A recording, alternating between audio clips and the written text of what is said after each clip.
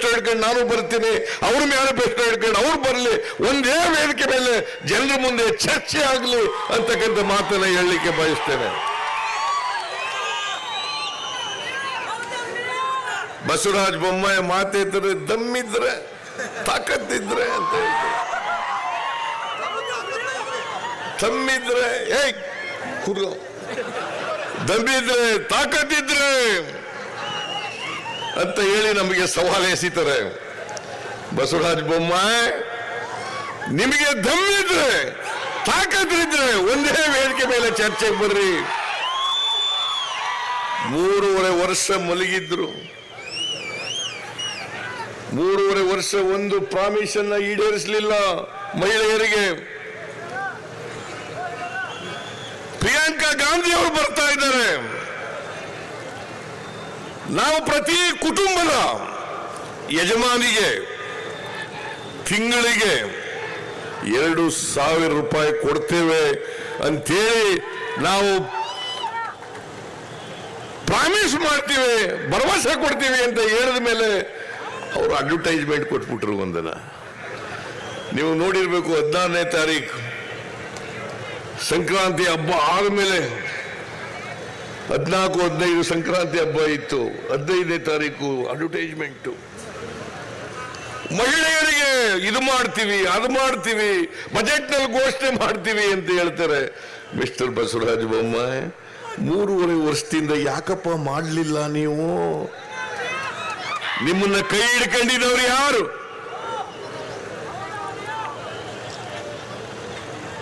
ನಾವು ಕೊಟ್ಟ ಮಾತನ್ನ ಈಡೇರಿಸಿದ್ದೀವಿ. ಇವರು ವಚನ ಭ್ರಷ್ಟರಾಗಿದ್ದಾರೆ. ನಾವು ಮೊನ್ನೆ ಏನು ಪ್ರಾಮಿಸ್ ಮಾಡಿದ್ರು, ನಾನು ಡಿ ಕೆ ಶಿವಕುಮಾರ್ ಸೈನ್ ಮಾಡಿ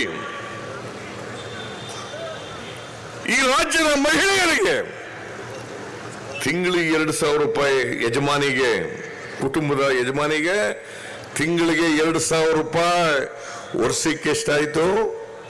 24,000. 24,000. ಇಲ್ಲಿ ಹೆಣ್ಮಗಳು ಕೂತಿದ್ದಾಳೆ. ಅಲ್ಲಿ ಏನಮ್ಮ ತಾಯಿ ನಿನ್ನ ಹೆಸರು? ಅವಳು ಹಿಂದ್ಗಡೆ ಕೂತಿರೋಳು. ನಿನ್ಗೆ 24,000 ರೂಪಾಯಿ ಸಾಕಾಗತ್ತಲ್ವಾ ಮನೆ ನಡೆಸಲಿಕ್ಕೆ? ತಿಂಗಳಿಗೆ, ವರ್ಷಕ್ಕೆ 24,000 ರೂಪಾಯಿ.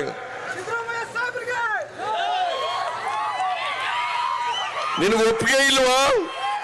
ನಮ್ಮ ಮೇಲೆ ನಂಬಿಕೆ ಇಲ್ವಾ? ವಿಶ್ವಾಸ ಇಲ್ವಾ? ನಾವು 24,000 ಕೊಡ್ತೀವಿ ಅಂತ ಹೇಳಿದ ಮೇಲೆ ಅಕ್ಷರಶಃ ಕೊಟ್ಟೇ ಕೊಡ್ತೀವಿ ಅಂತಕ್ಕಂಥ ಮಾತನ್ನ ಹೇಳಲಿಕ್ಕೆ ಬಯಸ್ತಾ ಇದ್ದೀನಿ.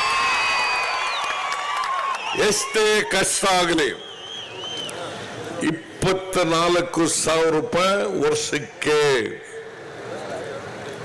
ನಾನು ಕೇಳಿದೆ, ಹೆಣ್ಮಕ್ಳನ್ನೆಲ್ಲ ಕೇಳಿದೆ, ಒಂದು ಮನೆಗೆ, ಕುಟುಂಬಕ್ಕೆ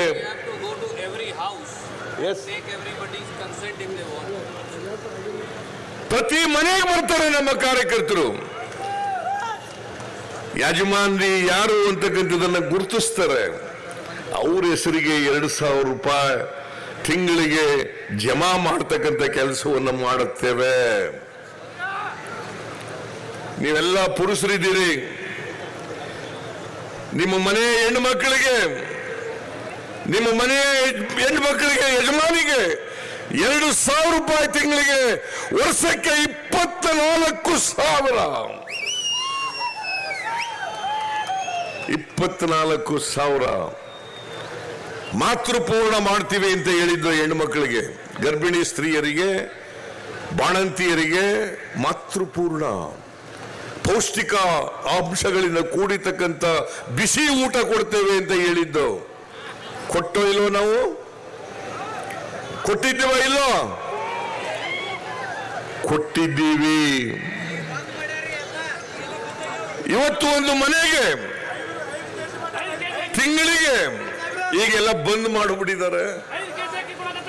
ಮಾತೃಪೂರ್ಣ ಕಾರ್ಯಕ್ರಮ ಬಂದ್.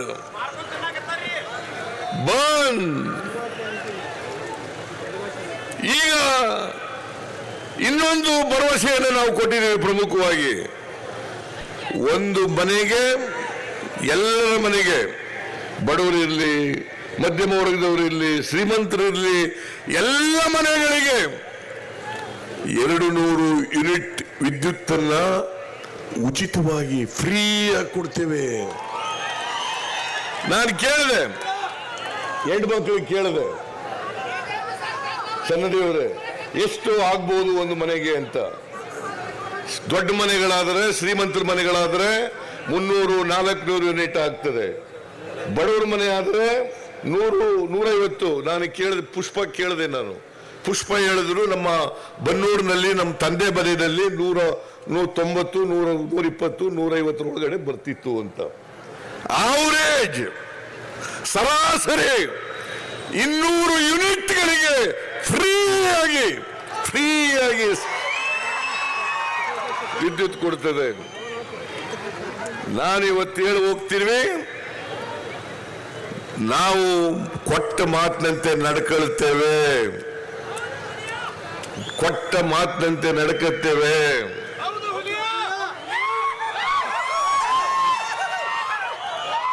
ಇದೇ ಬಿಜೆಪಿ ಅವರು ಹೇಳಿದ್ರು, SR ಪಾಟೀಲ್ ಇದ್ದಾರೆ, ಅಪ್ಪರ್ ಕೃಷ್ಣ ಕಂಪ್ಲೀಟ್ ಮಾಡ್ತೀವಿ ಅಂತ ಹೇಳಿದ್ರು. 3ನೇ ಹಂತ ಎಷ್ಟು ದುಡ್ಡಾದ್ರೂ ಕೂಡ ಖರ್ಚು ಮಾಡ್ತೀವಿ ಅಂತ ಹೇಳಿದ್ರು.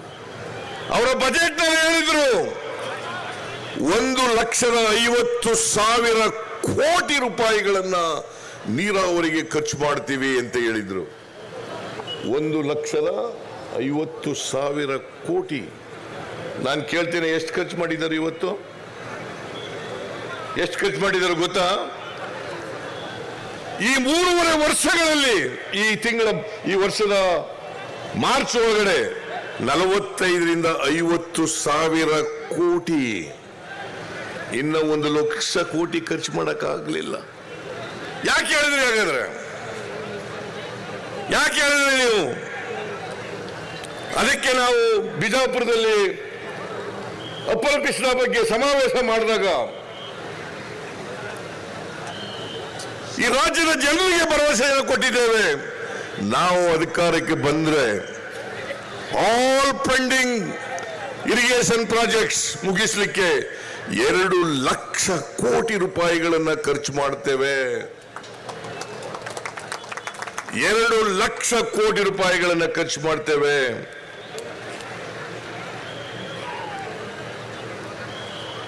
$2,00,000 ಕೋಟಿ ರೂಪಾಯಿಗಳನ್ನು ಖರ್ಚು ಮಾಡಿ ಇವತ್ತು ಬಾಗಲಕೋಟೆ ಸಂತ್ರಸ್ತರಿದ್ದಾರಲ್ಲ, ಅವ್ರಿಗೆ ಇನ್ನ ಪರಿಹಾರ ಕೊಡಕ್ಕಾಗಿಲ್ಲ, ಅವರ ಜಮೀನುಗಳಿಗೆ ಪರಿಹಾರ ಕೊಡಕ್ಕಾಗಿಲ್ಲ, ಸಂತ್ರಸ್ತರಿಗೆ ಪುನರ್ವಸತಿ ಕಲ್ಪಿಸಿಕೊಡಕ್ಕಾಗಿಲ್ಲ. ನಾವು ಅಧಿಕಾರಕ್ಕೆ ಬಂದ್ರೆ ಎಲ್ಲ ಸಂತ್ರಸ್ತರಿಗೆ ಅವರ ಜಮೀನುಗಳಿಗೆ ಪರಿಹಾರ ಕೊಟ್ಟು ಪುನರ್ವಸತಿ ಕಾರ್ಯಕ್ರಮವನ್ನು ಮಾಡಿಕೊಡ್ತೇವೆ ಅಂತಕ್ಕಂಥ ಮಾತನ್ನು ಕೊಡ್ಲಿಕ್ಕೆ ಬಯಸ್ತಾ ಇದ್ದೇನೆ. ಪುನರ್ವಸತಿ ಮಾಡ್ತಕ್ಕಂಥ ಕೆಲಸವನ್ನು ಮಾಡಿಕೊಡ್ತೀವಿ. 2,00,000 ಕೋಟಿ ಅಂದ್ರೆ 2,00,000 ಕೋಟಿ. ನಾವು ಹಿಂದೆ ಹೊಸಪೇಟೆಯಿಂದ ಕೂಡಲ ಸಂಗಮದವರೆಗೆ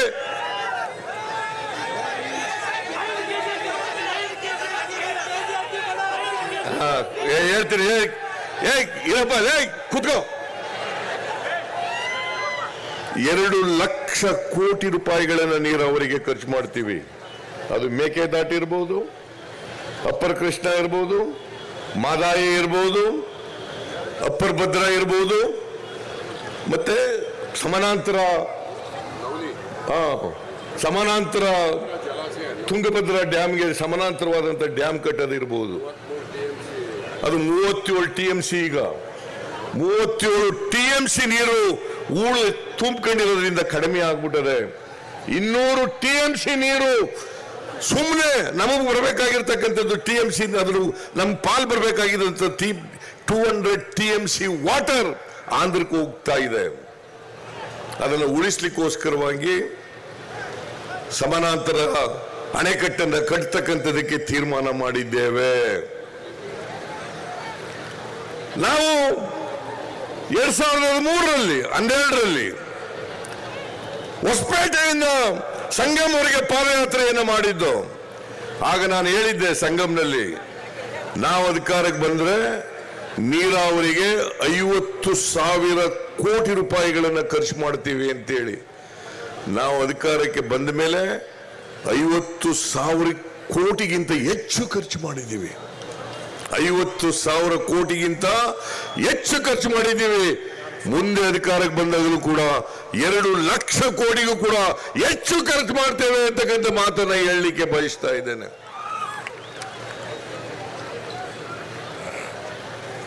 ನರೇಂದ್ರ ಮೋದಿ ಅವರು ಹೇಳಿದ್ರು, ಈ ದೇಶದ ರೈತರ ಆದಾಯವನ್ನ ದುಪ್ಪಟ್ಟು ಮಾಡ್ತೇನೆ. 2016ರಲ್ಲಿ ಹೇಳಿದ್ದು, ದುಪ್ಪಟ್ಟು ಮಾಡ್ತೇನೆ. ನಾನು ಕೇಳ್ತೇನೆ, ರೈತರ ಆದಾಯ 2 ಪಟ್ಟು ಜಾಸ್ತಿ ಆಗಿದೆಯಾ? 2 ಪಟ್ಟು ಆಗಿದೆಯಾ? ಆಗಿದೆಯಲ್ರಿ? ಆಗಿಲ್ಲ. ಅದರ ಬದಲು ವ್ಯವಸಾಯಕ್ಕೆ ಖರ್ಚು ಮಾಡ್ತಕ್ಕಂಥ ಹಣ 2 ಪಟ್ಟಾಗಿದೆ. ರೈತರು ಖರ್ಚು ಮಾಡ್ತಕ್ಕಂಥ ಹಣ ಇದೆಯಲ್ಲ 2 ಪಟ್ಟಾಗಿದೆ. ಗೊಬ್ಬರದ ಬೆಲೆ ಜಾಸ್ತಿ ಆಯ್ತು, ಕ್ರಿಮಿಕೀಟಗಳ ಔಷಧಿ ಬೆಲೆ ಜಾಸ್ತಿ ಆಯಿತು, ಬೀಜದ ಬೆಲೆ ಜಾಸ್ತಿ ಆಯಿತು, MSP ಕಡಿಮೆ ಕೊಡ್ತಾ ಇದ್ದಾರೆ. ಎಲ್ಲ ರೈತರು ಬೆಳೆದಂತ ಪದಾರ್ಥಗಳನ್ನು ಕೊಂಡ್ಕೊಳ್ಳಿಕ್ಕೆ ಸಾಧ್ಯ ಆಗ್ತಾ ಇಲ್ಲ ಇವ್ರ ಕೈನಲ್ಲಿ. APMC ಆಕ್ಟ್ ತಿದ್ದುಪಡಿ ಮಾಡಿದ್ರು ಕೇಂದ್ರ ಸರ್ಕಾರದ ಮಾತುಗಳನ್ನು ಕೇಳ್ಕೊಂಡು. ಕೇಂದ್ರ ಸರ್ಕಾರ ವಾಪಸ್ ತಕ್ಕತ್ತು, ಆದರೆ ನಮ್ಮ ರಾಜ್ಯ ಸರ್ಕಾರ ವಾಪಸ್ ತಗೊಳ್ಳಿಲ್ಲ. ನಾವು ಅಧಿಕಾರಕ್ಕೆ ಬಂದ ತಕ್ಷಣನೇ APMC ಆಕ್ಟ್ಗೆ ಏನ್ ತಿದ್ದುಪಡಿ ತಂದು ಕಾನೂನು ಮಾಡಿದ್ದಾರೆ, ಮತ್ತೆ ಅದನ್ನು ವಾಪಸ್ ತಕೊಂಡು ಹಿಂದೆ ಇದ್ದಂತ APMC ಆಕ್ಟ್ ಅನ್ನ ಮುಂದುವರಿಸತಕ್ಕಂಥ ಕೆಲಸವನ್ನು ನಾವು ಮಾಡ್ತೇವೆ. 2013-14ರಲ್ಲಿ ಕಬ್ಬಿನ ಬೆಲೆ ಬಿದ್ದೋಯ್ತು.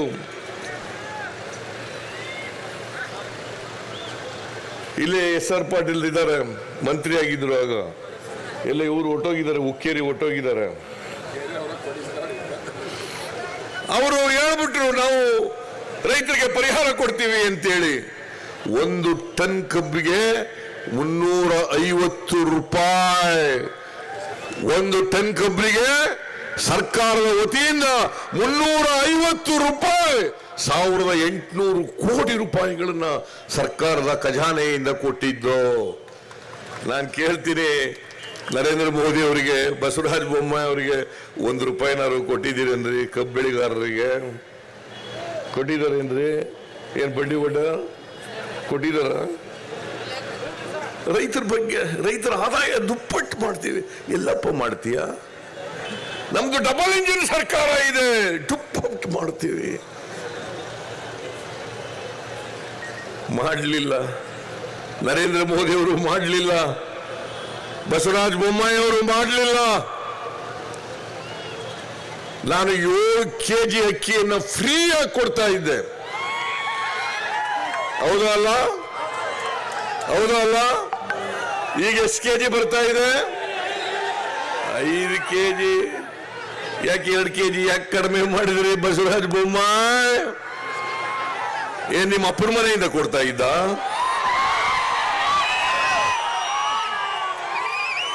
ಅಪ್ಪನ ಮನೆಯಿಂದ ಕೊಡ್ತಾ ಇದ್ದ? ನಾವು 7 kg ಕೊಡೋದಲ್ಲ, ನಾವು ಅಧಿಕಾರಕ್ಕೆ ಬಂದ್ರೆ 10 kg ಅಕ್ಕಿಯನ್ನು ಕೊಡ್ತೇವೆ. 10 kg ಬೇಕೋ ಬೇಡ? 10 kg ಬೇಕೋ ಬೇಡ?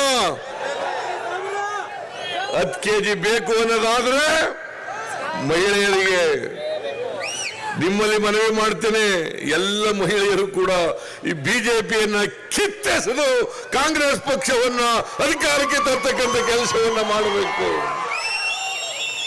ಮಾಡ್ತೀರಿ ಅಲ್ವಾ? ಮಾಡ್ತೀರಿ. ಆಮೇಲೆ ನಾಳೆ ಯಾರ್ದೋ ಮಾತು ಕೇಳಕ್ ಹೋಗ್ಬೇಡಿ.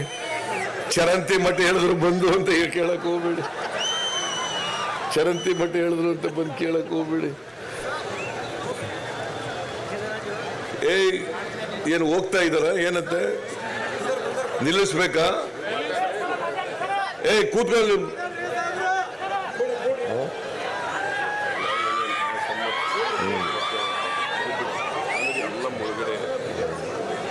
ಕೂತ್ಕೊಳ್ಳಿ ಮುನಿಯಪ್ಪನವ್ರೆ.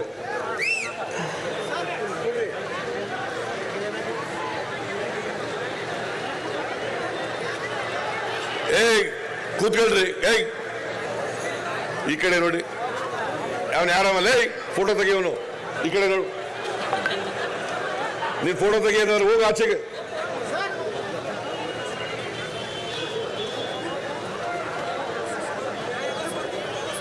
ನಾವು ಅಧಿಕಾರಕ್ಕೆ ಬಂದ್ರೆ ಭೂಮಿ ಕಳ್ಕೊಂಡಿರ್ತಕ್ಕಂಥ ರೈತರಿಗೆ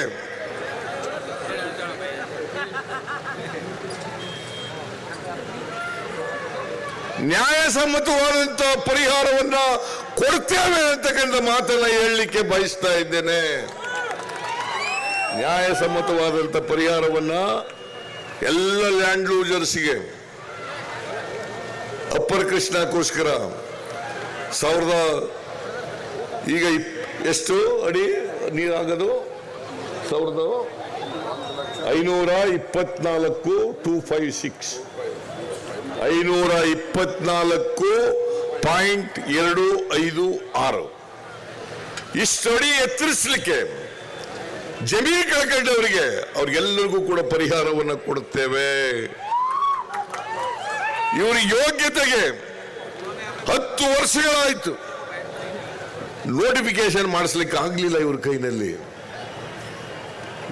ಕುಂಟಿ ನೆಪ ಹೇಳ್ಕೊಂಡು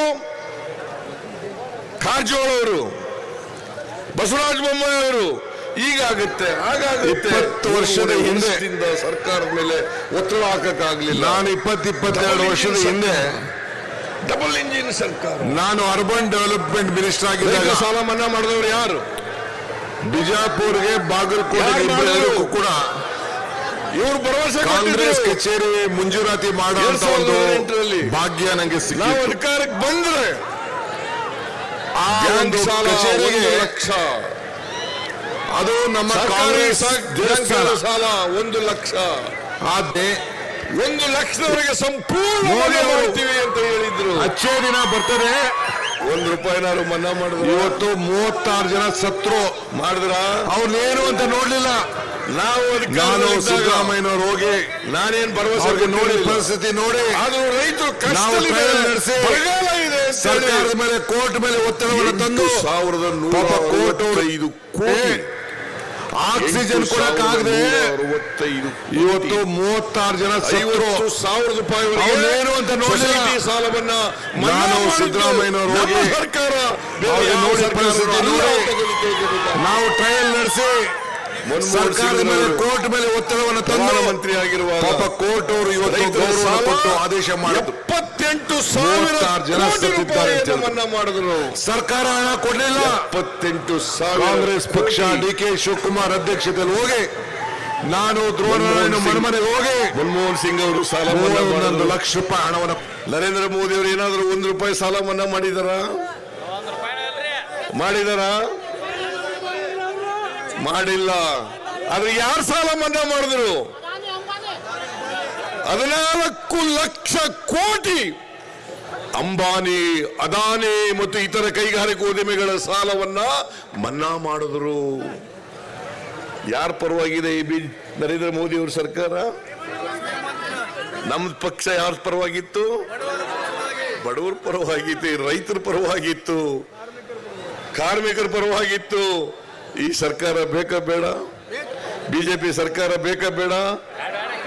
ಬೇಡ ಬೇಡ, ಕೈ ಎತ್ತಿ ನೋಡ ಬೇಡ ಅನ್ನೋರು ಬೇಡ ಬೇಡ. ಅದರಿಂದ ಅನೇಕ ವಿಚಾರಗಳನ್ನು ಮಾತಾಡೋದಿತ್ತು. ಈ ಬಿಜೆಪಿ ಸರ್ಕಾರ ಮತ್ತು ರಾಜ್ಯ ಸರ್ಕಾರ ಹೇಗೆ ಆರ್ಥಿಕವಾಗಿ ದಿವಾಳಿ ಮಾಡಿದೆ ರಾಜ್ಯವನ್ನ ಅಂತ ಎಲ್ಲ ಹೇಳೋದಿತ್ತು. ಇವತ್ತು ಬೆಲೆ ಏರಿಕೆ ಏನಾಗಿದೆ? ಪೆಟ್ರೋಲ್, ಡೀಸೆಲ್, ಗ್ಯಾಸ್, ಗೊಬ್ಬರ ಎಲ್ಲ ಬೆಲೆ ಗಗನ ಕೊಟ್ಟೋಗ್ಬಿಟ್ಟಿದೆ.